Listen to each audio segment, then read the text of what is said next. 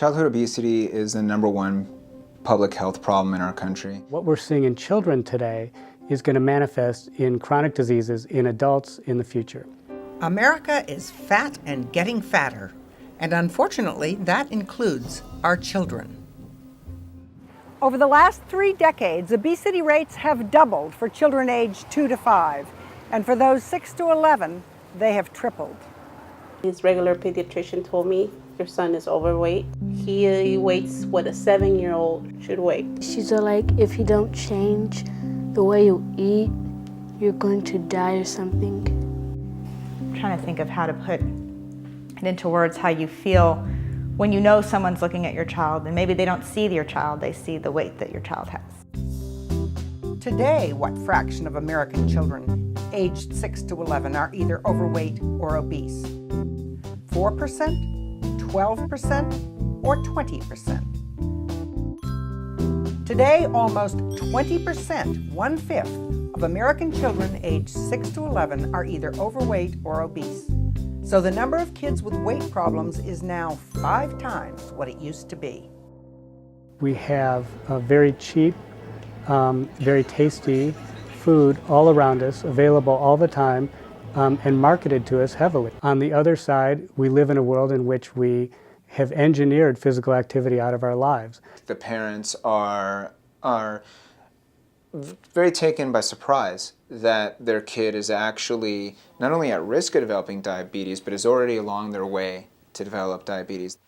Portion sizes are a lot smaller than I would have imagined of a normal portion. An average serving of pasta is now 480% larger than the 1 cup recommended size. That's almost 5 times bigger than the standard amount. Our program is very behaviorally focused, and that means we focus on teaching specific skills to change behavior. Since 1999, 80% of the kids who've gone through that program have achieved age-appropriate weight reduction. The average child consumes between 1/4 and 1/3 of their entire daily calories in front of a television screen. American children spend more than 7.5 hours a day, half their waking hours, with electronic devices. The Ellen Satter approach is more subtle and more hands-off. It's less about what to do and more about what not to do. We do not put any of our patients on a diet. In fact, we're fond of saying that diet's a dirty 4-letter word. We actually don't use it in our clinic. Let the child have as much as he wants and what he wants from what the parent has put before him. So your confidence in the child's ability to self-regulate is unflinching. Unflinching, that's right. The National Institute of Health, or NIH model, has been studied and its success documented. The Ellen Satter model has never been studied, until now, here at Stanford University. Just from a clinical point of view, when we've done these things clinically rather than in a research mode, parents do seem to be able to change some of their behaviors. It's not your fault, but there are ways that you can then fight back against this. Begin early. Eat family meals. Turn off the TV. Play with your kids. Use smaller plates. You're the role model. I get a lot more rest now, the way I've been eating. I can definitely do way more than I could. I can run faster.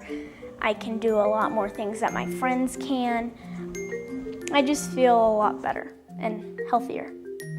He said he's more open and outgoing. He ran for student government. He's president of the school now. He's playing football more. So before you had it where they were fighting not to get him on the team. Now they're fighting to have him on his team. So he's a new kid in the block, new jock in the neighborhood.